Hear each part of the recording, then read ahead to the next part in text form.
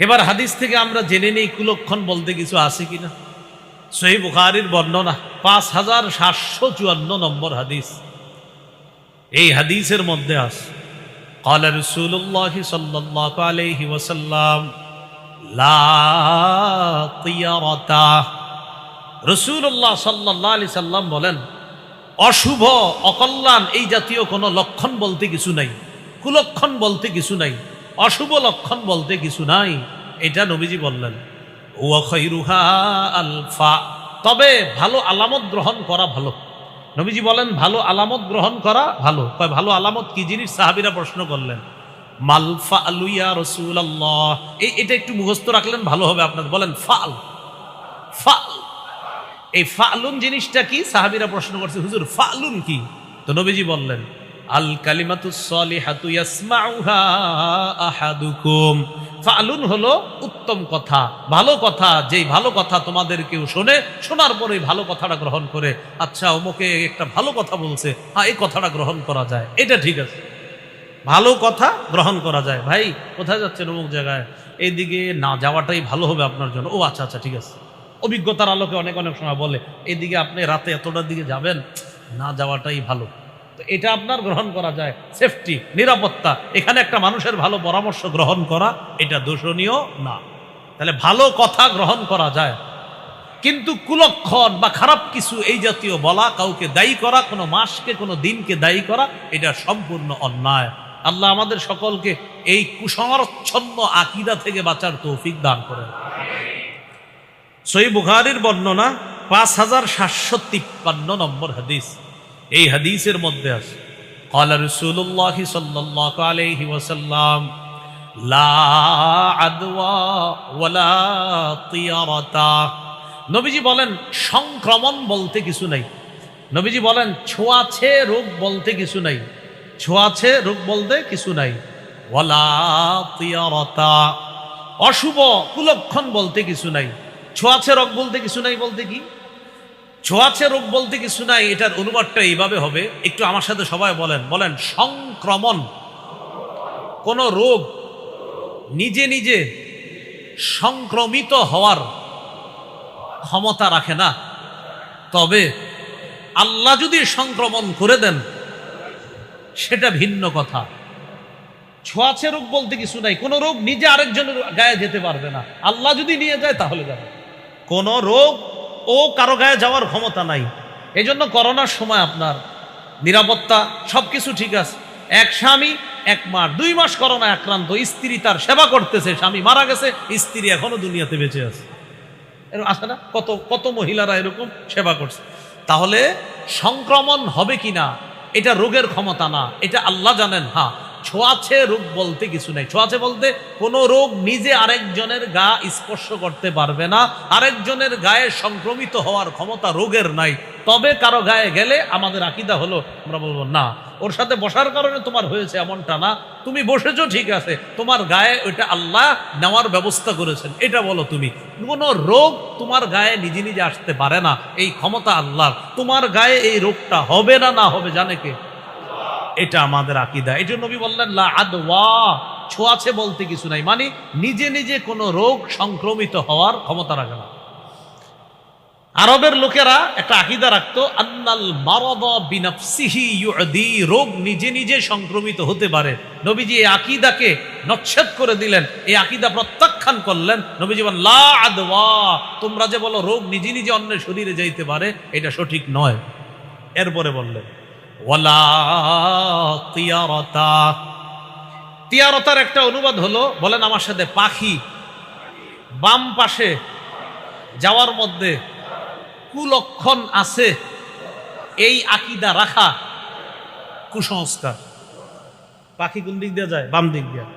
আরবরা একটা আকীদা রাখতো কি, কানা আহলুল জাহিলিয়াতি ইযা খরাজু লিহাজাতিন মিন সফর আও তিজারা, তারা যখন সফরে বের হতো অথবা ব্যবসার উদ্দেশ্যে বের হতো, জাহিলি যুগের মানুষগুলা বের হওয়ার পর তারা দেখতো, পাখির দিকে তাকাইতো। ইদা তারা আন ইয়ামিনিহি, পাখি যদি ডান পাশ দিয়ে উঠতো তাহলে তারা কি করতো? ইস্তাবশারু বিহি, সুসংবাদ গ্রহণ করতো। আচ্ছা পাখি ডান পাশ দিয়ে উঠছে, তাহলে ভালো কিছু আছে, সফরে যেত। ওয়াইন তারা আন ইয়াসারিহি, যদি পাখি বাম পাশ দিয়ে উঠতো, তাশাআমু বিহি, তখন তারা অশুভ লক্ষণ মনে করে রাজাউ বিহি, সাথে সাথে সফর ক্যান্সেল, বাড়িতে ফিরে আসতো। নবীজি এসে বলে দিলেন লা তিয়ারাতা, পাখি বাম পাশ দিয়ে যাওয়ার মধ্যে কোনো কুলক্ষণ নাই, এই আকীদা পোষণ করা যাবে না। এটাই হলো ওয়ালা তিয়ারাতা, অশুভ লক্ষণ, কুলক্ষণ, পাখি বাম পাশ দিয়ে গেলে সফর খারাপ হবে, নাউজুবিল্লাহ, এই জাতীয় আকীদা রাখা যাবে না। এরপরে নবী বললেন ওয়াশউমু ফি সালাস, অকল্যাণ বলতে কিছু নাই, কোনো বস্তুতে অকল্যাণ নাই। অকল্যাণ যদি থাকতো তো তিন জিনিসের মধ্যে থাকতো। বলেন কয় জিনিস? কয় জিনিসের মধ্যে? এক নম্বর ফিল মারআ, নারীর মধ্যে। দুই নম্বর অদ্দার, বাড়ির মধ্যে। তিন নম্বর অদ্দাব্বা, গাড়ির মধ্যে। নারী, বাড়ি, গাড়ি, মানে দাব্বা মানে হলো প্রাণী আর কি, প্রাণী, যানবাহন, ওই যুগের যানবাহন। কুলক্ষণ বা অকল্যাণ বলতে কিছু নাই, যদি থাকতো তো তিন বস্তুর মধ্যে অকল্যাণ থাকতো। এক নাম্বার ফিল মারআ, নারী। নারী দ্বারা আবার কোন নারী উদ্দেশ্য সামনে আবার আজকে ঘরে গিয়ে বলে ফেললেন না, কিন্তু আগে শোনেন পুরাটা। নারী দ্বারা উদ্দেশ্য হলো ওই নারী আল্লাতী লা তালিদু, যেই নারী সন্তান জন্ম দিতে পারে না। ওয়াতাকুনুল আসনা, যেই নারী সুভাষিনী নয়, অর্থাৎ কর্কশ ভাষী, ভাষা সুন্দর না। গয়রা সালিহা, যেই নারী সতী নয়, অসতী নারী। রাসূল বলেন অকল্যাণ যদি থাকতো তো এই নারীর মধ্যে অকল্যাণ থাকতো, যেই নারী অসতী, যেই নারী সন্তান জন্ম দিতে পারে না, এবং যেই নারী সুভাষিনী নয়, কর্কশ ভাষী, অকল্যাণ কোনো কিছুতে নাই, থাকলে এই নারীর মধ্যে থাকতো। দুই নাম্বার অদ্দার, বাড়ির মধ্যে। কোন বাড়ি? বাড়ি দ্বারা উদ্দেশ্য মুহাদ্দিসিনে কেরাম লেখছেন ওই বাড়ি যেই বাড়িটা দৈগিকতান, সংকীর্ণ, অপ্রশস্ত বাড়ি। সাইয়্যাতাল জিরান, যেই বাড়ির প্রতিবেশী খুব ভয়ঙ্কর, খারাপ, সকালে ঝগড়া শুরু করে, ঘুমের আগে গিয়ে শেষ হয়, এমন বাড়ি। কয়েক অকল্যাণ নাই, থাকলে এই বাড়িতে থাকতো। যেই বাড়ি সংকীর্ণ, অপ্রশস্ত, প্রতিবেশী খারাপ। আর কি? আর হলো বাঈদ আনিল মসজিদ লা ইসমাউ মিনহাল আযান, এত দূরে মসজিদ থেকে বাড়ি যেখান থেকে আজান শুনতে পাওয়া যায় না। কয় অকল্যাণ থাকলে এই বাড়িতে থাকতো। যেই বাড়ি মসজিদ থেকে এত দূরে, আজান শোনা যায় না, প্রতিবেশী খারাপ, অপ্রশস্ত, যদি অকল্যাণ থাকতো তো এই বাড়িতে থাকতো। তিন নাম্বার অদ্দাব বা প্রাণী। কয় কোন প্রাণী? এই প্রাণী দ্বারা উদ্দেশ্য মুহাদ্দিসিনে কেরাম লেখেন ওই প্রাণী যেই প্রাণীটা লা ইউগজা আলাইহা, যেই প্রাণীর উপর সওয়ার হয়ে জিহাদের ময়দানে যাওয়া যায় না, অকল্যাণ থাকলে এই প্রাণীতে থাকতো। তাহলে এক নাম্বার অসতী নারী, কর্কশ ভাষী, এবং যেই নারী সন্তান জন্ম দিতে পারে না, এবং যেই নারী অসতী, অকল্যাণ নাই কোনো কিছুর মধ্যে, থাকলে এর মধ্যে থাকতো। যেই বাড়ি অপ্রশস্ত, সংকীর্ণ, প্রতিবেশী খারাপ, মসজিদ থেকে এত দূরে যে আজান শোনা যায় না, অকল্যাণ থাকলে এই বাড়িতে থাকতো। এবং ওই প্রাণী যেই প্রাণীতে সওয়ার হয়ে জিহাদের ময়দানে যাওয়া যায় না, অকল্যাণ কোনো কিছুতে নাই, যদি থাকতো তো এই প্রাণীর মধ্যে। ভাই বুঝে আসছিনি? তাহলে আজকে গিয়ে কিন্তু বলে ফেললেন না কাউরে যে অকল্যাণ তোমাদের মাঝে, এরকম না বলা, নাউজুবিল্লাহ। অকল্যাণ কিছুতে নাই, যদি থাকতো তো এই তিন শ্রেণীর মধ্যে থাকতো। এবার আরেকটা বর্ণনা শুনি, বলেন আমার সাথে, যে অশুভ লক্ষণ এই আকীদা রাখা শিরক। কি বললাম? অশুভ লক্ষণ এই আকীদা রাখা কি? হ্যাঁ, এই আকীদা রাখা শিরক, এই আকীদা রাখা যাবে না। আবু দাউদের বর্ণনা 3910 নম্বর হাদিস। قال رسول الله صلى الله عليه وسلم الطيرة شرك الطيرة شرك الطيرة شرك ثلاثة। রাসূলুল্লাহ সাল্লাল্লাহু আলাইহি সাল্লাম বলেন, কোন বস্তুতে কুলক্ষণ তালাশ করা শিরিক, কোন বস্তুতে কুলক্ষণ তালাশ করা আকীদা রাখা শিরিক, কোন বস্তুতে কুলক্ষণ আছে, অশুভ আছে, এই আকীদা রাখা শিরিক। মুসনাদে আহমদের বর্ণনা 7045 নম্বর হাদিস। এই হাদিসে আছে قال رسول الله صلى الله عليه وسلم من ردته الطيرة من حاجة فقد أشرك। কোন ব্যক্তি যদি রাস্তায় বের হয়, কোন প্রয়োজনে বের হয়েছে, আর প্রয়োজনে বের হওয়ার সময় ওই প্রয়োজন থেকে কোনো কুলক্ষণ তাকে বাধা দিছে, প্রয়োজন থেকে কোনো কুলক্ষণ বাধা দিছে। কি? যেমন আমাদের অনেকের আকীদা আছে, রাস্তা দিয়ে বের হওয়ার সময় দরজায় মাথা লাগছে, আহারে আজকে দিনটা ভালো যাইব না, নাউজুবিল্লাহ, এই জন্য আপনি আর বের হচ্ছেন না। বের হওয়ার পরে আপনি দেখছেন যে মানে কোনো একটা জিনিস রাস্তাতে, ওরও দেখছি আজকে দিন ভালো যাবে না, এই জন্য আর আপনি সামনে আগাইতেছেন না। নবীজি বলেন কেউ যদি কোনো প্রয়োজনের উদ্দেশ্যে বের হয় আর ওই প্রয়োজন থেকে যদি কোনো অশুভ লক্ষণ তার আকীদা ধাইকা আর এই লক্ষণ যদি তারে ওখান থেকে ফিরিয়ে আনে ফাকাদ আশরাকা, সে শিরিক করলো। সে কি করলো? শিরিক। সাহাবায়ে কেরাম প্রশ্ন করলেন, হুজুর এরকম যদি হয়ে যায় কি করা? আমরা তো এরকম করবো না, হয়ে গেলে কি করব? তো রাসূলুল্লাহ সাল্লাল্লাহু আলাইহি সাল্লাম বললেন, এরকম যদি হয়ে যায় তখন তোমরা একটা দোয়া পড়বা, আল্লাহুম্মা লা খায়রা ইল্লা খায়রুকা ওয়া লা তায়রা ইল্লা তায়রুকা ওয়া লা ইলাহা গায়রুকা। এটা আরবি, বাংলাটা আপনারা মুখস্থ রাখেন। আমি আবার বলছি, আল্লাহুম্মা লা খায়রা ইল্লা খায়রুকা ওয়া লা তায়রা ইল্লা তায়রুকা ওয়া লা ইলাহা গায়রুকা। আল্লাহ, কল্যাণ আপনি ছাড়া আর কেউ দিতে পারে না, আপনার কল্যাণ ছাড়া কোনো কল্যাণ নাই।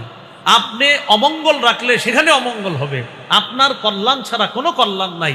অমঙ্গল যদি কোথাও থাকে সেটাও আপনি জানেন আল্লাহ, আপনি ছাড়া কোনো ইলাহ নাই। যদি এই দোয়াটা পড়ে তো ওই আকীদার কাফফারা হবে। এটা সাহাবায়ে কেরাম বলছে, হুজুর এই গুনাহ যদি কেউ করে এটার কাফফারা কি? নবীজি বললেন এই দোয়াটা পড়তে হবে। কেউ যদি এরকম করে ফেলছেন অতীতে যে দোকানে আপনার প্রথম কাস্টমার আসছে, আসার পর ওই বেটা 1 কেজি পোলার চাল নিছে, নেওয়ার পর পকেটে হাত দিয়া দেখে টাকা নাই, ভাই টাকাটা একটু পরে দেই, এই তো আপনি শুরু করলেন, শুরুতেই বাকি, আজকে সারাদিন খারাপ যাবে। এটা কোন কিতাবে লেখা আছে প্রথম বাকি দিলে ব্যবসা খারাপ যাবে? এই আকীদা যারা রাখছেন অতীতে তাড়াতাড়ি দোয়া পড়ে নেবেন বাংলায়, আল্লাহ কল্যাণ আপনার পক্ষ থেকে, অকল্যাণ বিষয় হবে কিনা এটা আপনি জানেন, আপনি ছাড়া কোনো ইলাহ নাই। তাহলে ওই শিরিকের কাফফারা হবে এটা। আল্লাহ আমাদের সকলকে আকীদা থেকে ফিরে আসার তৌফিক দান করেন। এবার বলেন আমার সাথে, পেঁচা, কাক, এগুলোর মধ্যে কোনো কুলক্ষণ নাই। সকালে 8টার দিকে কাক ডাকতেছে, আহারে কোনো খারাপ সংবাদ আছে কিনা। ঘটনাচক্রে শুনি কি হ্যাঁ আব্বা মারা গেছে 7:30টায়। আর কাক ডাকছে কয়টায়? ওই 7:30টায় দেখ, ঘড়িতে তাকায়, রে কাকটা ডাকছে কখন? 7:30টায়। আব্বা মারা গেছে কখন? 7:30টা। আরে কাক তো আগেই জানাই দিছে আব্বা যে মারা গেছে। নাউজুবিল্লাহি মিন যালিক। এই জাতীয় পেঁচার ডাক, কাকের ডাক ইত্যাদি শুইনা কুলক্ষণ অশুভ আকীদা রাখা, এগুলা শিরিক, এগুলা অন্যায়। আল্লাহ হেফাজত করেন। সহিহ বুখারীর বর্ণনা 5757, 5757 কত হয়? 5757 এই হাদিসে আছে, ক্বালা রাসূলুল্লাহ সাল্লাল্লাহু আলাইহি ওয়াসাল্লাম, লা আদওয়া ওয়ালা তিয়ারাতা ওয়ালা হামাতা ওয়ালা সাফারা। কুলক্ষণ বলতে কিছু নাই, অশুভ লক্ষণ বলতে কিছু নাই, ওয়ালা তিয়ারাতা, সংক্রমণ বলতে কিছু নাই, ওয়ালা তিয়ারাতা, অশুভ লক্ষণ বলতে কিছু নাই, ওয়ালা হামাতা, পেঁচায় কুলক্ষণ বলতে কিছু নাই, পেঁচায় কুলক্ষণ বলতে কিছু নাই, ওয়ালা সফর, সফর মাসে কুলক্ষণ বলতে কিছু নাই। কোন মাসে? সফর মাসে। হামাতা কি? এটা আবার আবু দাউদের একটা বর্ণনা আসছে, 3918 নম্বর বর্ণনা, মাকতু, সহিহ মাকতু, এই বর্ণনাটা এখানে আসছে। হামাতা কি? ইয়াকুলুন নাস, জনগণ বলতো জাহিলি যুগে, আল হামা আল্লাতী তাসরুহু হামাতুন নাস। হামা বলা হয় কোন ব্যক্তি মৃত্যুবরণ করার পর তার আত্মা যে চিৎকার করে, ওই চিৎকারটা হলো হামা। নাউজুবিল্লাহ পড়েন। ওই চিৎকারকে তারা কি বলতো? মনে হয় ওর আত্মাটা পাখি হইয়া এই জায়গায় চিৎকার করতেছে। এই আকীদা রাখতো। আতা রহমতুল্লাহি আলাইহি বলতেছেন, ইন্নাহা লাইসাত বিহামাতিন নাস, এটা মানুষের প্রেতাত্মা নয়, ইন্নাহা হিয়া দাব্বা, এটা হলো একটা প্রাণী। মানে প্রাণীরে বানায় দিছে মানুষের আত্মা। একটা প্রাণী ডাকাডাকি করতো, এরকম আপনার চিল্লাচিল্লি করতো, বলতো আরে যে মারা গেছে ওর আত্মাটা মনে হয় এখানে বসে বসে ডাকতেছে। তো এটা তারা বলতো এটা মানুষের প্রেতাত্মা। তো বলতেছে না, ইন্নাহা লাইসাত বিহামাতিন ইনসান, এটা মানুষের প্রেতাত্মা না, ইন্নামা হিয়া দাব্বা, এটা একটা প্রাণী। এই প্রাণীর আওয়াজ, এটাকে তারা বানায়া দিত কি যে এটা মনে হয় কোনো প্রাণীর ডাক। মুহাদ্দিসিনে কেরামের একদল বলেন যে হামা দ্বারা উদ্দেশ্য হলো পেঁচা। যেই পেঁচা আপনার রাতের বেলা ইয়াতিরু, রাতের বেলা চলতো, অথবা যেই পেঁচাকে তারা কোথাও কোথাও দেখলে তারা মনে করত এই পেঁচা এখন কেন ডাকে, এটাকে তারা অশুভ লক্ষণ ইত্যাদি তারা মনে করত। নাউজুবিল্লাহ। তো এই অশুভ লক্ষণটা কিভাবে মনে করত? ইদা ওয়াকা আলা দারি আহাদিহিম ওয়াকাত ফিহা মুসিবা। তাদের আকীদা ছিল পেঁচা যদি কোনো বাড়িতে আসে নিশ্চিত ওই বাড়িতে কোনো মুসিবত আছে। রাসূলুল্লাহ সাল্লাল্লাহু আলাইহি সাল্লাম এই আকীদা প্রত্যাখ্যান করলেন, জানিয়ে দিলেন ওয়ালা হামাতা, পেঁচার ডাকের মধ্যে কোনো কুলক্ষণ নাই, ওয়ালা সফারা, সফর মাস। জাহিলি যুগের মানুষ ইয়াকুলুন নাস আস-সফারু জুউন ইয়াখুযু ফিল বাত, সফর মাস হলো পেট ব্যথার মাস। বলেন কি মনে করতো? সফর মাস পেট ব্যথার মাস। জাহিলি যুগের মানুষ বলতো সফর মাস পেট ব্যথার মাস। মানে সফর মাসে আরবে আপনার সব শুকায় যায়, শুকায় গিয়ে সব কাঠের মতো শক্ত হয়ে যায়, আপনার খাদ্যশস্য তেমন উৎপাদন হয় না। তখন তারা বলতো এই মাসটা তেমন সুবিধার মাস না, এই মাস ক্ষুধার মাস, পেট ব্যথার মাস। নবী এসে জানিয়ে দিলেন ওয়ালা সফর, সফর মাসে কোনো কুলক্ষণ নাই। তাহলে পেঁচার ডাকে কুলক্ষণ নাই, কাউয়ার ডাকে কুলক্ষণ নাই, এরপরে সফর মাসে কোনো কুলক্ষণ নাই। এই আকীদা রাখা শিরিক। এই শিরকি আকীদা থেকে আল্লাহ আমাদেরকে হেফাজত করেন। কোন মাসে বিয়ে হইলে ওই মাসে কুলক্ষণ হবে বলতে এই আকীদা রাখাও শিরিক। যে এই মাসে যদি বিয়ে হয় তাহলে কুলক্ষণ আছে, এই আকীদা রাখা কি বলেন? শিরিক। সহিহ মুসলিমের বর্ণনা 1423 নম্বর হাদিস। মাদ্রাসার পাঠ্যপুস্তক অনুসারে মোট হাদিস সংখ্যা হবে 3033টা। এই অনুযায়ী 1423 নম্বর হাদিস। এই হাদিসের মধ্যে আছে রাসূলুল্লাহ সাল্লাল্লাহু আলাইহি সাল্লামের স্ত্রী আম্মাজান আয়েশা সিদ্দিকা রাদিয়াল্লাহু তাআলা আনহা বলেন তাজাওয়াজানি রাসূলুল্লাহ সাল্লাল্লাহু আলাইহি ওয়াসাল্লাম ফি শাওয়াল। জাহিলি যুগের মানুষ শাওয়াল মাসে বিয়ে করাটাকে কুলক্ষণ মনে করত। আম্মাজান আয়েশা সিদ্দিকা তাদের এই জাতীয় কৃষ্টি কালচারের বিপরীতে বললেন তাজাওয়াজানি রাসূলুল্লাহ সাল্লাল্লাহু আলাইহি ওয়াসাল্লাম ফি শাওয়াল। তোমরা শাওয়াল মাসকে কি উল্টা পাল্টা বলো? নবী আমারে বিয়ে করছে শাওয়াল মাসে। নবীজি আমাকে বিয়ে করছে শাওয়াল মাসে, আর এরা কয় শাওয়াল মাসে নাকি বিয়ে করা কি ঝামেলা। ওয়া বানাবি ফি শাওয়াল। আমার বয়স যখন 6 তখন শাওয়াল মাসে আমার বিয়ে হয়েছে। আমার বয়স যখন 9 শাওয়াল মাসেই বিবাহ রাত্রি আমার যাপন হয়েছে, সেটাও শাওয়াল মাসে। শুধু তাই না, وكانت تستحب أن تدخل نساءها في شوال। আম্মাজান আয়েশা সিদ্দিকা তার পরিবারের কোন নারীর বিয়ে হইলে ওই নারীকে তার বিবাহ রাত্রি উদযাপনের জন্য শাওয়াল মাসে স্বামীর ঘরে পাঠাতেন। মানে মানুষের এই আকীদা এটা রদ করা যায় যে মানুষ মনে করতো শাওয়াল মাসে বিয়ে, না জানি ওই সমস্যা এই সমস্যা। আম্মাজান কয় তোমরা কি কও? আমারে নবীজি বিয়ে করছে শাওয়াল মাসে, নবীর ঘরে আমারে উঠায় নিছে শাওয়াল মাসে, আর মানুষ কয় শাওয়াল মাসে নাকি ঝামেলা। আল্লাহ আমাদের সকলকে শিরকি আকীদা থেকে বেঁচে থাকার তৌফিক দান করুন। আরেকটা হলো ওই যে যাত্রা পথে কোনো ধরনের শিরকি আকীদা রাখা যাবে না। প্রথমে একটা জানছি আমরা একটু আগে, আমাদের যাত্রা পথে বা আমরা যখন কোনো বের হওয়ার পর কোনো কিছুর অলক্ষণ কুলক্ষণ মনে করা এটা শিরিক। এটার জন্য একটা দোয়া শিখছি। এবার আবু দাউদের একটা বর্ণনা জানবো আমরা, 3919 নম্বর হাদিস। এই হাদিসের মধ্যে আছে যুকিরাতিত তিয়ারাতু ইনদা নবী সাল্লাল্লাহু আলাইহি ওয়াসাল্লাম ফাকালা আহসানুহা আল ফাল। নবীর সামনে শুভ আর অশুভ লক্ষণ নিয়ে আলোচনা করা হলো। নবী বললেন দেখো, শুভ কথা, কল্যাণকর কথা গ্রহণ করা এটা ভালো। ওয়ালা তারুদ্দু মুসলিমা। কোন মুসলমান সফরে বের হওয়ার পর কোনো কিছুর অলক্ষণ মনে করা, কুলক্ষণ মনে করে তাকে এটা থেকে ফিরিয়ে দিতে পারে না কোনো মুসলমানকে। এবার নবীজি সাল্লাল্লাহু আলাইহি সাল্লাম একটা কথা বলছে, একটু বুঝেন। আগেরটা হলো আপনি কুলক্ষণ মনে করে ফেলছেন, এটা শিরিক। আর এটার বিপরীতে একটা দোয়া পড়তে হবে, আল্লাহ আপনার কল্যাণ ছাড়া কল্যাণ নাই, অমঙ্গল হবে কিনা এটা আপনি জানেন, আপনি ছাড়া কোনো ইলাহ নেই।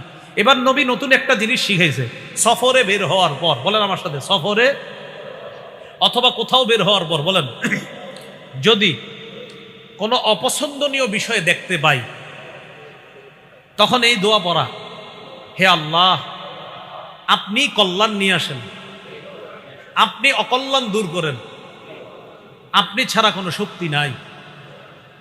আপনি কোথাও বের হয়েছেন, বের হওয়ার পরে কোনো একটা বিষয় আপনার কাছে অপছন্দনীয় মনে হয়েছে, ওই অপছন্দনীয় মনে হওয়াটা যেন আবার আপনারে ফিরায় না দেয়, তখন আপনি বলবেন আল্লাহুম্মা লা ইয়াতি বিল হাসানাত ইল্লা আনতা ওয়া লা ইয়াদফাউস সাইয়্যাত ইল্লা আনতা ওয়া লা হাওলা ওয়া লা কুওয়াতান ইল্লা বিকা। আল্লাহ কল্যাণ আপনি নিয়ে আসেন, অকল্যাণ আপনি দূর করেন, আপনি ছাড়া কোনো শক্তি নাই, আপনি ছাড়া আমাকে কেউ ক্ষতি করতে পারবে এরকম শক্তি সাহস কারো নাই। আল্লাহ আমি আপনার উপর ভরসা করেই আমি আমার কাজে রওনা করব। তাহলে দুইটা বিষয়, একটা হলো কুলক্ষণ মনে করে ফেললে বলবো আল্লাহ কল্যাণ আপনার পক্ষ থেকে, অকল্যাণ হবে কিনা এটাও আপনি জানেন, আপনি ছাড়া কোনো ইলাহ নাই। আরেকটা হলো সফরে বা কোথাও বের হওয়ার পর অপছন্দনীয় কিছু যদি দেখতে পাই তখন বলা আল্লাহ কল্যাণ আপনি নিয়ে আসেন, অকল্যাণ আপনি দূর করেন, আপনি ছাড়া কোনো শক্তি নাই, পৃথিবীর কেউ আমার কোনো ক্ষতি করতে পারবে না, এই কথা বলা। তাহলে অশুভ লক্ষণ ইত্যাদি এই জাতীয় আকীদা রাখা শিরিক, এই আকীদা থেকে আমরা যেন বেঁচে থাকতে পারি, আল্লাহ তৌফিক দান করেন।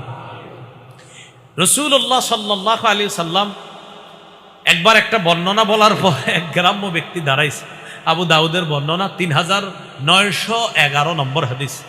রাসূলুল্লাহ সাল্লাল্লাহু আলাইহি সাল্লাম বললেন, সংক্রমণ বলতে কিছু নাই, পেঁচার ডাকে কোনো কুলক্ষণ নাই, অশুভ লক্ষণ বলতে কিছু নাই। এগুলা বলার পর এক গ্রাম্য ব্যক্তি দাঁড়ায় বলে, ইয়া রাসূলুল্লাহ, আমি আপনার কাছে একটা বিষয় জানতে চাই। কি জানতে চাও? মা বালুল ইবিলি তাকুনু ফির রামাল। হুজুর, বালু ভয় মরুভূমির মধ্যে একটা ওট আছে, ওটের পাল আছে। মা বালুল ইবিল, ওট পালের কি হবে যা মরুভূমির মধ্যে আছে? হুজুর, দেখতে মনে হয় নাদুস নুদুস হরিণের মতো। আমার একটা ওটের পাল আছে, এই ওটের পাল যদি মরুভূমির মধ্যে থাকে, বালুর মধ্যে থাকে, যাদেরকে দেখতে হরিণের মতো নাদুস নুদুস মনে হয়, এমন সুন্দর ওট, ওই ওটের সাথেই খালিতুহা আরেকটা ওট মিলিত হয়েছে, আল বাইরুল আজরাব, একটা সংক্রমণগ্রস্ত একটা ওট, ছোঁয়াছে রোগাক্রান্ত একটা ওট তার সাথে মিলিত হয়েছে। আচ্ছা, তারপর?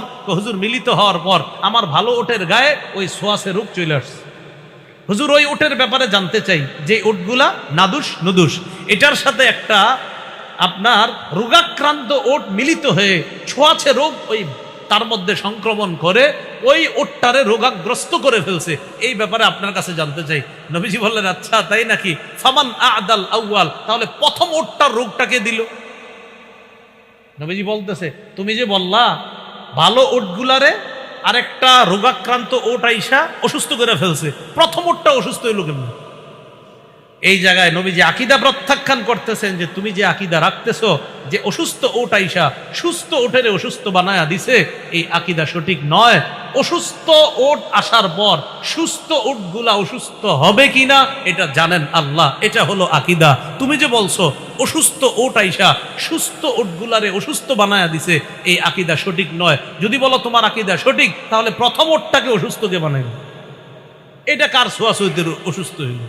তাহলে এই জন্য আপনারা, আমরা অনেক সময় বলি তোর গায়ে চুলকানি, এজন্য আমার তোর সাথে থাকা যাবে না। প্রথম চুলকানিটা হইল কিন্তু। এই জন্য আমার শরীরে অসুস্থ আমি হব কি হব না এটা জানে কি? হ্যাঁ, যার গায়ে অসুস্থতা আছে তার সাথে বসলে আমার কোনো সমস্যা হবে কিনা আকীদা হলো আমি রাখি, আল্লাহ চাইলে আমার শরীরে অসুস্থতা হতে পারে, কিন্তু ওর কারণে আমি অসুস্থ হব, এই আকীদা রাখা যাবে না। ভাই, কথাগুলা কি বুঝে আসছে সবার? এই কথাগুলো কেন বললাম? মুহররম মাসকে কেন্দ্র করে অনেকের এই অশুদ্ধ একটা কুসংস্কারাচ্ছন্ন আকীদা হলো, খতিব সাহেব ইমাম সাহেবদেরকে জ্বালায় মাইরা হলে মুহররম মাসে, হুজুর মুহররম মাসে কি বিয়ে করা যাবে? কেন যাবে না? এটা মাতমের মাস, শোকের মাস, এই মাসে কি আনন্দ করা যায়? বিয়ে তো আনন্দ, এটা তো শোকের মাস। শোক কি? রাসূলুল্লাহ সাল্লাল্লাহু আলাইহি সাল্লামের নাতি হুসাইন রাদিয়াল্লাহু তাআলা আনহু, তাকে শহীদ করা হয়েছে 10ই মুহররম। এটার জন্য আমরা নিঃসন্দেহে ব্যথিত। আর হুসাইন রাদিয়াল্লাহু তাআলা আনহুর শহীদ 10ই মুহররম হওয়ার কারণেই দুনিয়াতে এত আলোচিত হয়েছে, কারণ 10ই মুহররম কোনো কিছু সংগঠিত হওয়ার কারণে ওই ঘটনার মর্যাদা আল্লাহ বাড়ায় দিয়েছে। আল্লাহ আমাদেরকে হেফাজত করে। না হয় আপনি বুঝেন না, মাজারের সামনে একটা বাচ্চা বৈশা বলতেছে, স্যার 10টা টাকা দেন, পেটে খিদা লাগছে। হ্যাঁ, 10 টাকা দেয় না, মাজারে গিয়ে ওই মরা মানুষটারে 10,000 টাকা দিয়ে। কারে? মরা মানুষের দিছে কত? 10,000। দরকার কি মরা মানুষের 10,000? না জিন্দা মানুষের 10 টাকা দরকার ছিল, ওরে 10 টাকা দেয় নাই। ও 10 স্যার 10টা টাকা দেন, খামু কিছু, খামু দেয় না। মরা মানুষের নিয়ে 10,000 20,000 দিয়ে আসছে। যে আকীদা ঢুকে গেছে, গোবর ঢুকে গেছে আকীদার মধ্যে, অজ্ঞতা মূর্খতা জাহেলিয়ত তার মধ্যে ঢুকছে। তার আকীদা হলো এখানে 10,000 দিলে কিছু একটা হবে, এটা আকীদা। কি হবে? কি যে হবে এটা তো বোঝানো যাবে না, হবে কিছু। এই আকীদা রাখা যাবে না। সূরা মাইদার 90 নম্বর আয়াতে আল্লাহ বলেন, ইন্নামাল খামরু ওয়াল মাইসির ওয়াল আনসাবু ওয়াল আজলাম রিজসুম মিন আমালিশ শাইতান। মদ, জুয়া, মূর্তি, ভাগ্য নির্ণয়ক কোন বস্তু সব ভাগ্য নির্ণয় করে হাত দেখা বলে দিবে আপনারে কি হবে না হবে। এই হাতে দেখেন এই পাশে একটা আরবি 8-এর মতো, পাশে একটা 81, আর এই হাতে হলো একটা আরবি 1, পাশে 8, 18। 81 আর 18 হয় 99। কত হয়? তা আপনি দুই হাত দেখায় বলবে, আপনি হাতটা দেখেন তো দেখবেন, দেখার পর বলবে দেখছেন আপনার বাম হাতে 81, ডান হাতে 18, 99। তো আপনি বলবেন, তখন আপনার বলবে আল্লাহর নাম কটা বলেন তো বলবেন 99টা। ঘটনা আছে, কি আছে? হুদেই কিচ্ছুই না, সবার হাতে এটা আছে। এরে বুঝায় যে ঘটনা আছে। রাসূলুল্লাহ সাল্লাল্লাহু আলাইহি সাল্লাম বলেন, মান আতা আররাফান আও কাহিনান ফাসাদ্দাকাহু বিমা ইয়াকুল। কেউ যদি গণকের কাছে যায়, এই গণকের কাছে যাওয়ার পর যদি গণকের কথা বিশ্বাস করে, ফাকাদ কাফারা বিমা উনজিলা আলা মুহাম্মাদিন সাল্লাল্লাহু আলাইহি সাল্লাম, নবীর উপর আল্লাহ যা নাজিল করেছেন সে সব অস্বীকার করলো। গণকের কথা বিশ্বাস করলে সে সব অস্বীকার করলো। এই আকীদা রাখা যাবে না। তো আল্লাহ বলছেন, ইন্নামাল খামরু মদ, ওয়াল মাইসির জুয়া, ওয়াল আনসাব এবং ভাগ্য নির্ণয়ক কোনো কিছু, ওয়াল আজলাম, ওয়াল আনসাব মূর্তি, ওয়াল আজলাম ভাগ্য নির্ণয়ক স্বর কোনো কিছু, তার ইত্যাদি, এগুলা রিজিসুম মিন আমালিশ শায়তান, শয়তানের কাজ। ফাজতানিবুহু, এগুলা থেকে বিরত থাকো। শিক্ষা আমাকে কি শিখাইলো? অজ্ঞতা দূর কইরা শিক্ষা আমারে শিখাইতেছে কোরআন। শোনো, এই ভাগ্য নির্ণয় ইত্যাদি এগুলা বিশ্বাস করা, আর এগুলা থেকে তোমারে কিছু বলা আর এটা তুমি গ্রহণ করা, এগুলা শিরকি আকীদা, এগুলা অন্যায় আকীদা। তোমাকে কিছু বলবে যে আপনার জীবনে তো খারাপই আছে, এগুলা অন্যায় আকীদা, এই কথা বিশ্বাস করা যাবে না। আল্লাহ বলছে ফাজতানিবুহু, এগুলা থেকে বাঁচো। বিপরীত দিকে আমাদের কি আকীদা পোষণ করা দরকার? সূরা হাশরের 23 নম্বর আয়াতে আছে, আল্লাহ তাআলা বলেন, হুয়াল্লাহুল্লাযী লা ইলাহা ইল্লাহু, তিনি আল্লাহ, তিনি ছাড়া কোনো ইলাহ নাই। বলেন, তিনি আল্লাহ, তিনি ছাড়া কোনো ইলাহ নাই। আল মালিক, তিনি বাদশাহ। আল কুদ্দুস, তিনি পুত পবিত্র। আসসালাম, তিনি ত্রুটি মুক্ত। আল মুমিন, আল মুমিনুল মুহাইমিন, তিনি নিরাপত্তা দানকারী।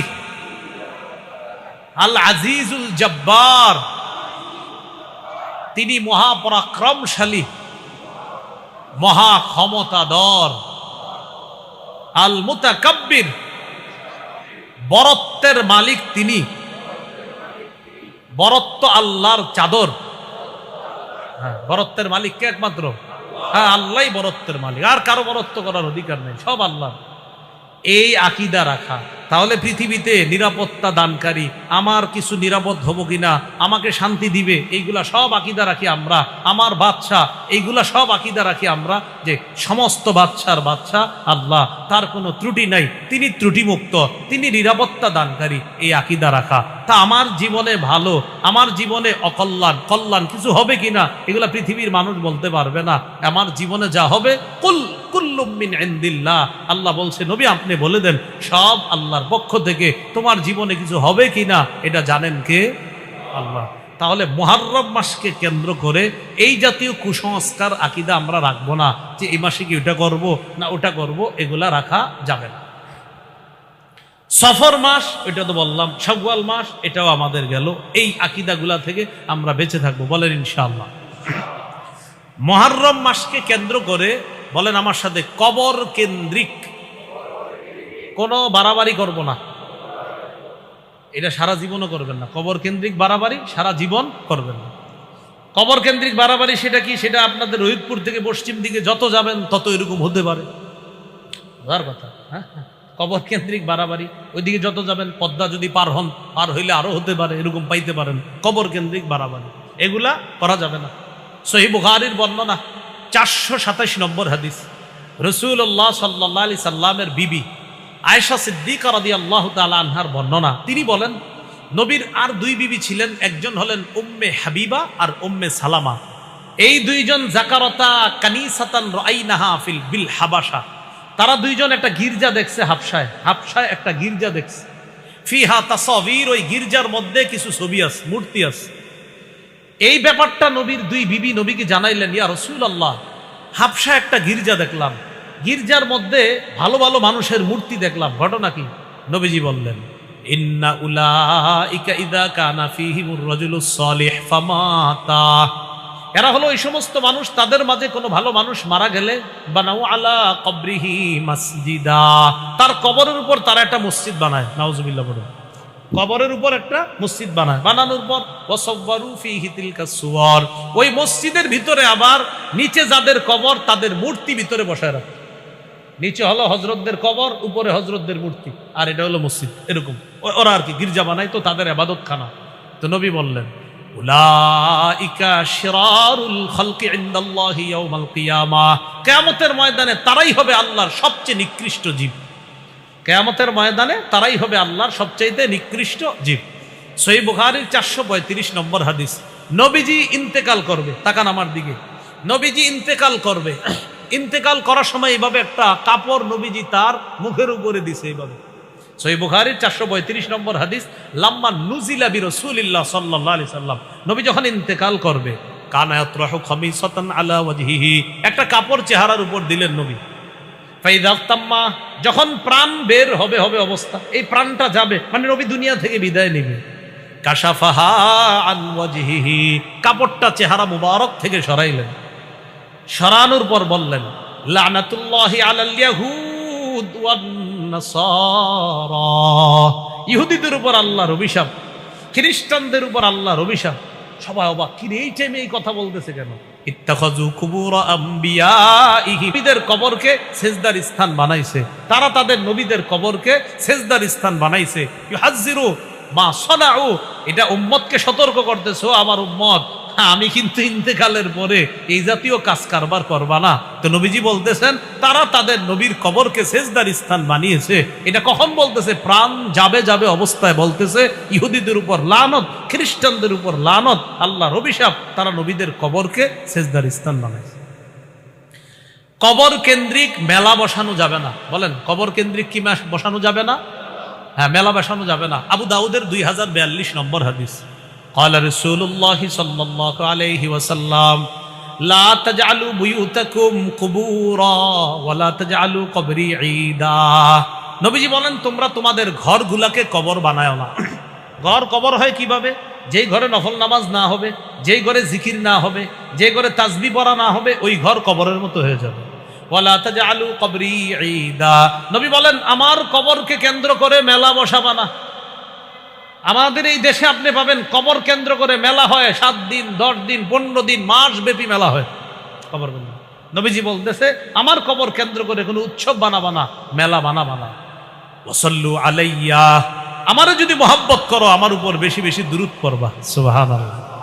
ফাইন্না সালাতাকুম তাবলুগুনি হাইসু কুনতুম, তোমরা যেখানেই থাকো যেখান থেকে দুরূদ পড়ো তোমাদের দুরূদ সেখান থেকেই আমার কাছে পৌঁছে যাচ্ছে। তাহলে ভালোবাসবো কি মেলা বসায় না দুরূদ পড়ে? দুরূদ পড়ে। এজন্য কবর কেন্দ্রিক মেলা বসানো যাবে না।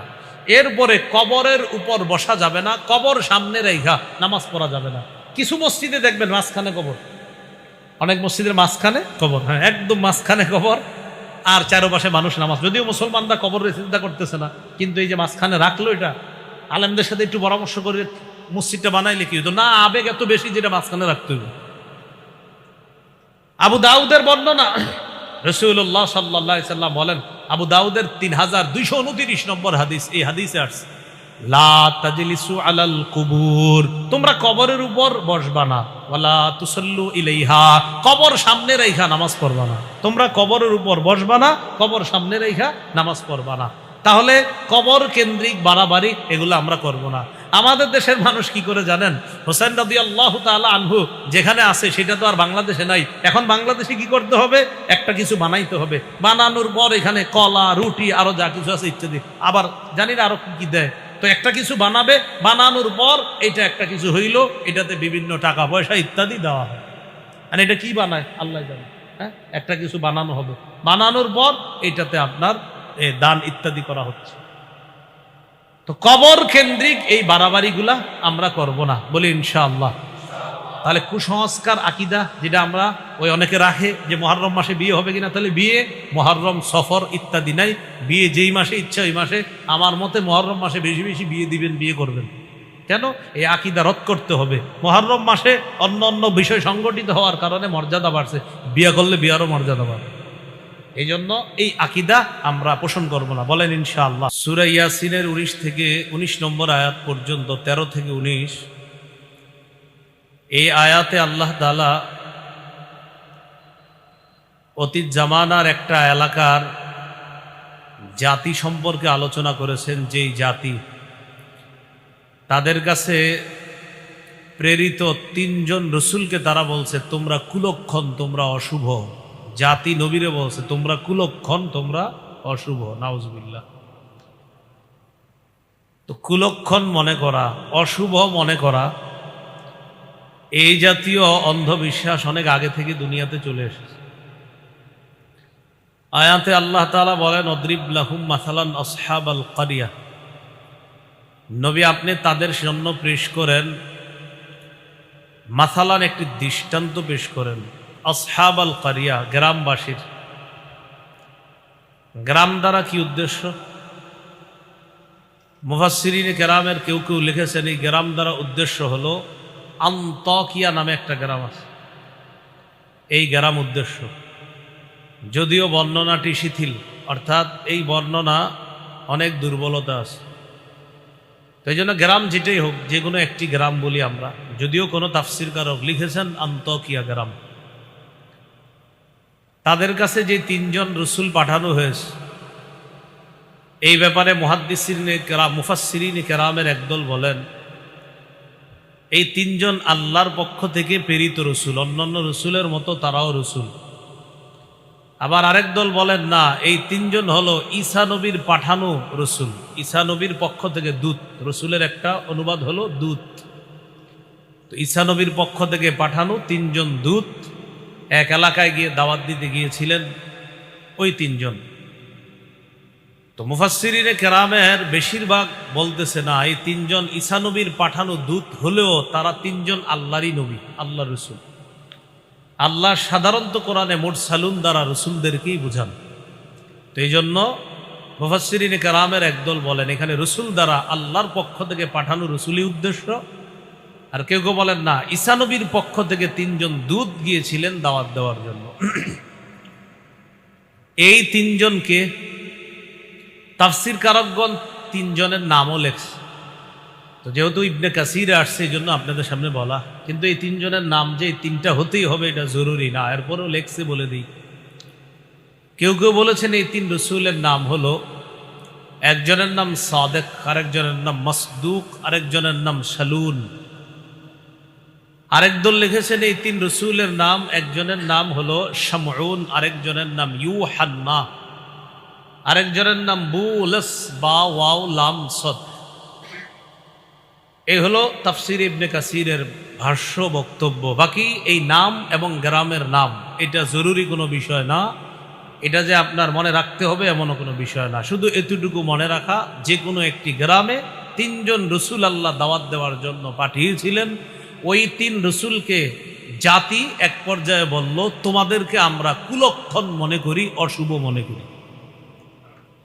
তো এটা আল্লাহ বলেন ওয়াদরিব লাহুম মাসালান আসহাবাল কারিয়া, আপনি তাদের সামনে পেশ করেন একটি দৃষ্টান্ত গ্রামবাসীর।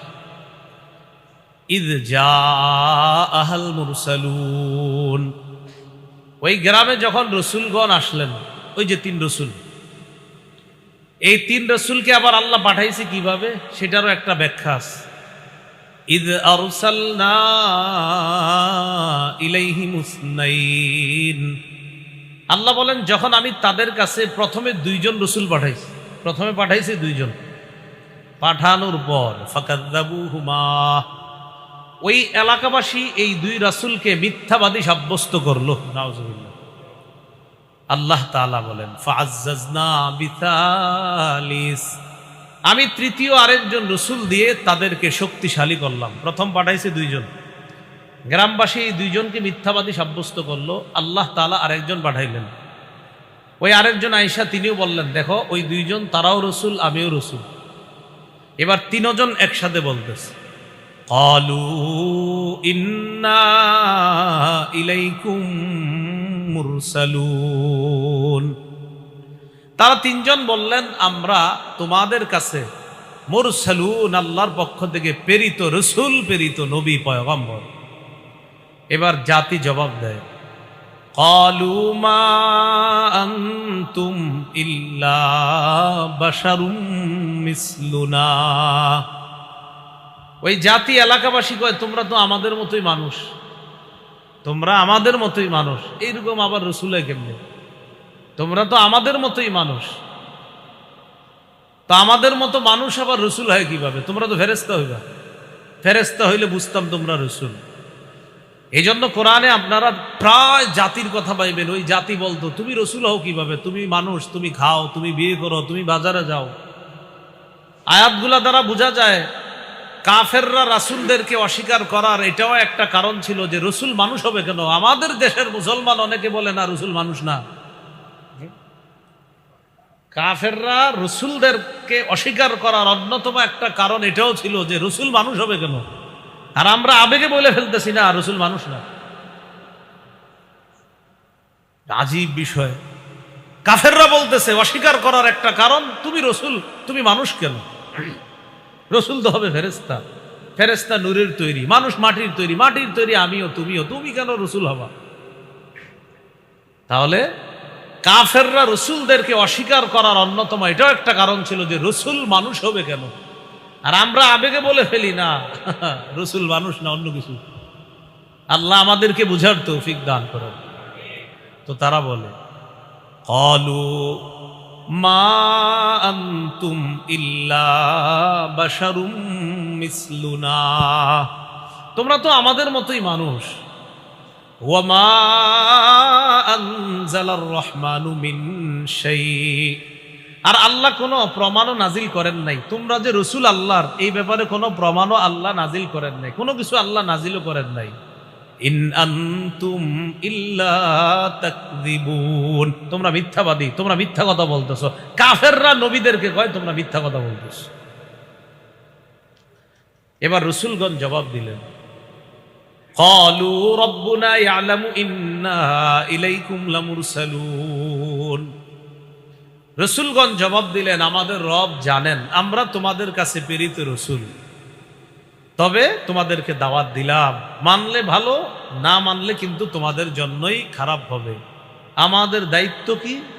ওয়ামা আলাইনা ইল্লাল বালাগুল মুবিন, আমাদের দায়িত্ব শুধু স্পষ্টভাবে পৌঁছে দেওয়া, আমাদের দায়িত্ব স্পষ্টভাবে পৌঁছে দেওয়া, এটা আমাদের দায়িত্ব, আমরা পৌঁছে দিলাম। এবার ওই জাতি তাদেরকে বলতেছে, ক্বালু ইন্না তাতায়্যারনা বিকুম। এই কথা বলার পর তাফসীরের কিতাবে আসছে তাদের একটু ঝামেলা হয়েছে, একটু অভাব অনটন দেখা গেছে। দেখা যাওয়ার পর এবার তারা ওই রসুলদেরকে বলতে লাগলো, ক্বালু ইন্না তাতায়্যারনা বিকুম, এ রসুলগণ তোমরা যারা বলতেছো রসুল, আমরা তোমাদেরকে অশুভ মনে করতেছি, তোমাদেরকে কুলক্ষণ মনে করতেছি, তোমাদের কারণে আমাদের উপর বিপদ আসতেছে। তাহলে চিন্তা করেন, এক জাতি যারা কাফের তারা রসুলদেরকে বলতেছে আমাদের উপর গজবের কারণ হইলা তোমরা, তোমরা অশুভ, তোমরা কুলক্ষণ, এই কথা রসুলদেরকে বলতেছে। এবার ছেড় দিচ্ছে রসুলদেরকে, লা ইল্লাম তানতাহু, তোমরা যদি দাওয়াত দেওয়া থেকে বিরত না থাকো, লানারজুমান্নাকুম, তোমাদেরকে পাথর মারব, ওয়ালা ইয়ামাসসান্নাকুম মিন্না আযাবুন আলীম, তোমাদের কাছে স্পর্শ করবে, তোমাদেরকে স্পর্শ করবে আমাদের পক্ষ থেকে কঠিন শাস্তি। তোমাদেরকে কুলক্ষণ মনে করতেছি, অশুভ মনে করতেছি, তোমাদের মধ্যে আমরা অশুভতা দেখতে পাচ্ছি। তোমরা যদি দাওয়াত দেওয়া থেকে বিরত না হও, আমরা পাথর মারব, আমাদের পক্ষ থেকে কঠিন শাস্তি যাবে তোমাদের উপর। এবার রাসূলগণ জবাব দিলেন, ক্বালু তায়িরুকুম মাআকুম, তোমাদের কুলক্ষণ বা অশুভ আকীদা তোমাদের সাথে, অশুভ অথবা খারাপ অবস্থা যদি হয়ে থাকে এটা আমাদের কারণে না, তোমাদের কারণে হয়েছে। কেন?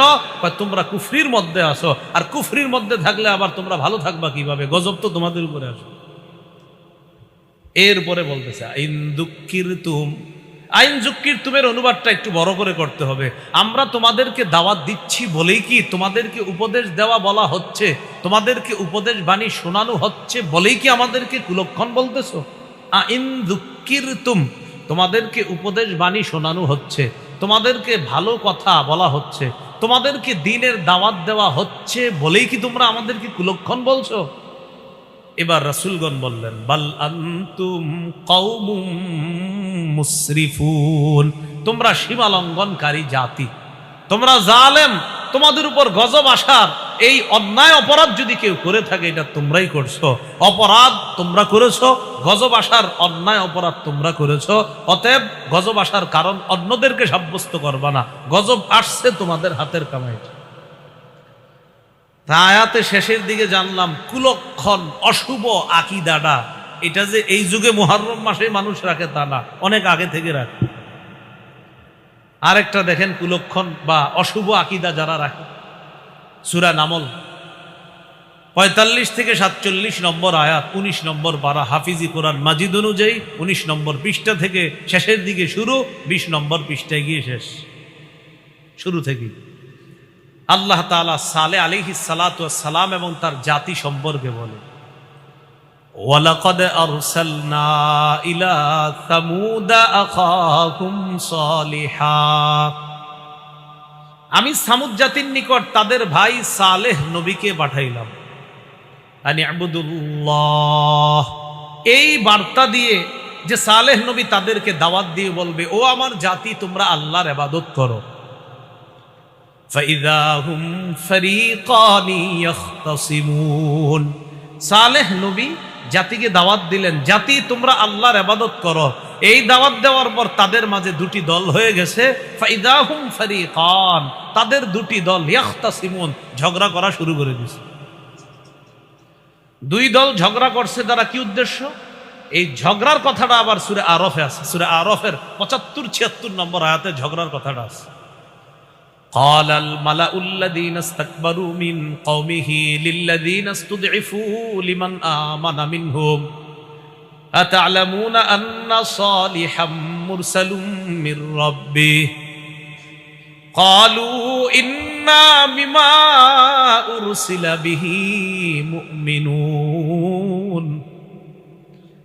সালেহ আলাইহিস সালাতু ওয়াস সালামের জাতির ব্যাপারে আল্লাহ বলতেছেন সালেহ নবীর সম্প্রদায়ের যারা অহংকারী কাফের, তারা দুর্বল মানুষ যারা ঈমান এনেছে সালেহ নবীর উপর, তাদেরকে বলল আতা'লামুনা আন্না সালিহাম মুরসালুম মির রাব্বি, তোমরা কি সালেহকে মনে করো, তোমরা কি সালেহের ব্যাপারে এই আকীদা রাখো, তোমরা কি সালেহ নবীকে এটাই মনে করো যে তিনি রসুল, আল্লাহর পক্ষ থেকে একজন প্রেরিত রসুল? এটা দুর্বল মানুষগুলা যারা ঈমান আনছে, অহংকারীরা কাফেররা, তাদেরকে বলল।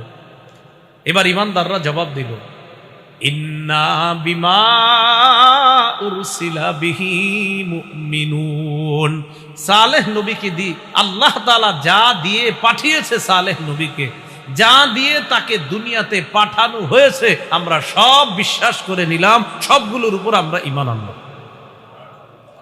এটা হলো ঈমানদারদের জবাব। এবার বেঈমানরা বলতেছে যে তোমরা যেগুলারে বিশ্বাস করেছো, ইন্না বিল্লাযী আমানতুম বিহি কাফিরুন, তোমরা যেগুলাকে বিশ্বাস করেছো এগুলাকে আমরা অস্বীকার করলাম। তাহলে ঈমানদাররা বললেন সালেহ নবীকে যা দিয়ে পাঠানো হয়েছে তা আমরা বিশ্বাস করলাম, আর বেঈমানরা কয় তোমরা যা বিশ্বাস করলা তা আমরা অস্বীকার করলাম। এ হলো দুই দলের ঝগড়া। এই কথাটাই ওই সূরা নামলে আল্লাহ বলতেছেন ওয়ালাকাদ আরসালনা ইলা সামুদা আখাহুম সালিহা আন ইবুদুল্লাহ ফাইযা হুম ফারীকান ইখতাসিমুন। জাতিকে সালেহ নবী দাওয়াত দিলেন তোমরা আল্লাহর ইবাদত করো, দুটি দল তারা ঝগড়া করতে লাগলো। ওই ঝগড়ার কথাটা আবার সূরা আরফে আল্লাহ বলেছেন যে অহংকারী দলটি ঈমানদার দলটিকে বলল আচ্ছা সালেহকে কি তোমরা রসুল মনে করো? তো ঈমানদাররা বললেন সালেহ নবীকে যা দিয়ে পাঠানো হয়েছে তা আমরা বিশ্বাস করি। বেঈমানরা বলল তোমরা যা বিশ্বাস করো আমরা তা অস্বীকার করি। এটা হলো ঝগড়া। এবার সালেহ নবী তার জাতির মধ্যে যারা কাফের তাদেরকে বলতেছে ক্বালা ইয়া কওমি লিমা তাস্তাজিলুনা বিস-সাইয়্যিআতি ক্বাবলাল হাসানাহ, ও আমার সম্প্রদায়, ঈমান আনার পূর্বেই তোমরা কেন গজব ত্বরান্বিত করো? অর্থাৎ তোমরা যা করতেছো, যে আকীদা রাখতেছো, এতে গজব কিন্তু নগদ আসবে। ক্বাবলাল হাসানা, কল্যাণের আগে কেন অকল্যাণ কামনা করো? মুফাসসিরিন কেরাম লিখেছেন এখানে কল্যাণ দ্বারা উদ্দেশ্য ঈমান। লাউলা তাস্তাগফিরুনাল্লাহা লাআল্লাকুম তুরহামুন, তোমরা কেন আল্লাহর কাছে ক্ষমা প্রার্থনা করছো না যাতে তোমাদের প্রতি দয়া করা হয়? এই কথা বলার পর সালেহ নবীর জাতি এবার তাকে পাল্টা বলতেছে, ক্বালু তাইয়ারনা বিকা ওয়া বিমান মাআক, ও সালেহ নবী, তোমার দাওয়াত কি মানবো আমরা? তুমি এবং তোমার সাথে ইমানদার যারা, তাদেরকে তো আমরা কুলক্ষণ মনে করি, অশুভ মনে করি। তুমি যে বলতেছো গজব আসবে আমাদের উপর, এই গজব যদি আসেও তোমার কারণে আসবে। সালেহ নবী বলতেছে তোমরা কেন গজব চাইতেছো? এখন জাতি জবাব দিতেছে, সালেহ ক্বালু তাইয়ারনা বিকা ওয়া বিমান মাআক, আমরা তোমাকে অশুভ মনে করি, কুলক্ষণ মনে করি। তুমি যে বলছো গজব আসবে, এই গজব আসার কারণ আমরা না, তোমার কারণে আর তোমার সাথে যারা ঈমান আনছে এদের কারণে আমাদের উপর গজব আসতে পারে। তুমি কুলক্ষণ, তোমার সাথে ঈমানদাররা কুলক্ষণ, অশুভ, এরা হলো সব কুফা, অপয়া, নাউজুবিল্লাহ। এই জাতি কুলক্ষণ এদেরকে মনে করতে। বলছিলাম অশুভ আকীদা, কুলক্ষণ আকীদা রাখা অনেক আগে থেকে। এবার আরেকটা কুলক্ষণ বা অশুভ আকীদার শোনেন। মূসা নবী এবং তার সাথে ঈমানদার যারা, বিপরীত দিকে ফেরাউন এবং তার সাথে বেঈমান যারা। ফেরাউন এবং বেঈমান যারা, তারা যখন কোনো কল্যাণ দেখতো, দেখার পর বলতো এই কল্যাণের প্রাপ্য আমাদেরই, আমরাই এটার প্রাপ্য ছিলাম, তাই কল্যাণটা আমাদের কাছে আসছে। আর যখন কোনো বিপদ আসতো সাথে সাথে বলতো মূসার দোষ আর তার সাথে যারা আছে এদের দোষ। দেখি কোথায় আছে, সূরা আরাফ 131 নম্বর আয়াত, 9 পারা 5 নম্বর পৃষ্ঠা, হাফিজ কোরআন মাজিদ অনুযায়ী একদম শুরুতে আল্লাহ তাআলা বলে, ফাইযা জাআতহুমুল হাসানাতু ক্বালু লানা হাযি, যখন তাদের কাছে কোনো কল্যাণ আসতো তখন তারা বলতো এটার তো প্রাপ্য আমরাই, এটাই আমাদের প্রাপ্য ছিল। ফেরাউন আর বেঈমানরা কয় এটাই আমাদের প্রাপ্য ছিল, কল্যাণ নাকি হেগো প্রাপ্য ছিল। ক্বালু লানা হাযি, কল্যাণ আসলে তারা বলতো এটা আমাদেরই প্রাপ্য ছিল, আমরা এটা পাইতাম, তাই আমাদের কাছে আসছে। ওয়া ইন তুসিবহুম সাইয়্যাতুন ইয়াতায়্যারু বিমূসা ওয়া মান মাআ, আর যদি কোনো অকল্যাণ তাদেরকে স্পর্শ করতো, ইয়াতায়্যারু বিমূসা ওয়া মান মাআ, তখন মূসা এবং তার সাথে ঈমানদারদেরকে তারা সাথে সাথে কুলক্ষণ বলে সাব্যস্ত করত, অশুভ বলে সাব্যস্ত করত, বলতো এই অপয়াদের কারণে আমাদের উপর গজব। কুলক্ষণের আকীদা ওই ফেরাউনের জাতি তারাও রাখতো, মূসা নবীর বিপরীতে বেঈমানরা রাখতো। কুলক্ষণ আকীদা, অশুভ আকীদা রাখতে রাখতে নবীজির যুগে যে মুনাফিকরা উপর দিয়া বুঝাইতো আমরা মুসলমান, ভিতরে ভিতরে মুনাফিক, এরাও রাখতো। এরা কিভাবে রাখতো? মুসলমানদের যখন কোনো বিজয় হইতো তো মুনাফিক যারা সবার সামনে ইমানদার বেশ ধরে থাকতো, তারা বলতো হ্যাঁ ঠিক আছে, আমরা যোগ দিছি তো এই জন্য অবস্থা ভালো। আর যখন আপনার কোনো বিপদ আসতো, কথার কথা, মুসলমানরা তো কোনো কোনো জিহাদের মধ্যে কোনো মুসলমান শহীদ হয়েছে, কোনো মুসলমানরা জিহাদের মধ্যে দেখা গেছে প্রথমে জয় জয় অবস্থা, শেষের দিকে গিয়ে আবার পরাজয়। তো মুনাফিকরা বলতো এটার কারণ মুহাম্মদ সাল্লাল্লাহু আলাইহি ওয়াসাল্লাম। চিন্তা করছে নবীজিরে ডাইরেক্ট। অন্যরা তো বলতো যে নবী আর নবীর সাথে যারা আছে, মুনাফিকরা ইঙ্গিত করে ডাইরেক্ট বলতো এটার কারণ এই, যে এটা এটা তার কারণে হয়েছে, নাউজুবিল্লাহ বলতো। এই কথাটা আল্লাহ সূরা নিসার 78 নম্বর আয়াতে জানিয়ে দিয়েছে। ওয়া ইন তুসিবহুম হাসানাতুন ইয়াকুলু হাযিহি মিন ইনদিল্লাহ, তাদের কাছে যখন কোনো কল্যাণ আসতো তখন তারা মুনাফিকরাও বলতো এটা আল্লাহর পক্ষ থেকে। কি সুন্দর কথা, কি বলতো? এটা আল্লাহর পক্ষ। ওয়া ইন তুসিবহুম সাইয়্যাতুন, আর যখন তাদের কাছে কোনো বিপদ আসতো, ইয়াকুলু হাযিহি মিন ইনদিক, তারা বলতো এটা আপনার পক্ষ থেকে, মুহাম্মদ সাল্লাল্লাহু আলাইহি ওয়াসাল্লাম এটা আপনার পক্ষ থেকে। যখন কোনো কল্যাণ আসতো বলতো এটা আল্লাহর পক্ষ থেকে। আর যখন কোনো অকল্যাণ, তুসিবহুম সাইয়্যা, যখন তাদের কাছে কোনো বিপদ আসতো, ইয়াকুলু হাদিহি মিন ইনদিক, তখন তারা বলতো এটা আপনার পক্ষ থেকে, নবীজির পক্ষ থেকে নাকি এই বিপদ দুনিয়াতে আসছে। নাউজুবিল্লাহ। আগের জাতি তো একটু আপনার মোটামুটি ভাবে বলতো, নবী এবং নবীর সাথে যারা আছে এইভাবে। মুনাফিকরা ডাইরেক্ট আমগো নবীরে দোষারোপ করতো অকল্যাণের কারণ মুহাম্মদ সাল্লাল্লাহু আলাইহি ওয়াসাল্লাম। তা আল্লাহ বলে নবী আপনি জানায়া দেন, কুল কুল্লুম মিন ইনদিল্লাহ, সব আল্লাহর পক্ষ থেকে। সুবহানাল্লাহ। বলেন সব কার পক্ষ থেকে? আমার জীবনে ভালো না খারাপ হবে এটা জানে কে? ফামালিহা উলাইল কওমি লা ইয়াকাদুনা ইয়াফকাহুনা হাদিসা। আল্লাহ তাআলা বলেন এদের কি হলো যে এরা সঠিক কথাগুলা বুঝতে চায় না। আল্লাহ তাআলা বলেন এই মুনাফিকদের হলোটা কি, এরা সঠিক কথা বুঝতে চায় না। নবী আপনি বলেন শুভ বিষয় হোক অশুভ বিষয় হোক, কল্যাণ হোক অকল্যাণ হোক, টোটাল বিষয়টা আল্লাহ জানে, কোনো মানুষ অকল্যাণের জন্য দায়ী না, এটা আপনি বলে দেন। এই হলো আপনার পূর্ববর্তী জাতি থেকে রাসূলুল্লাহ সাল্লাল্লাহু আলাইহি সাল্লাম পর্যন্ত কিছু মানুষের আকীদা, যে অশুভ মনে করা, কুলক্ষণ মনে করা। সেই আকীদাগুলো এখনো অনেক মানুষ লালন করে, পালন করে, আর বিভিন্ন রসুম রেওয়াজ পালন করে, ওই কুসংস্কার এখনো ধরে রাখছে।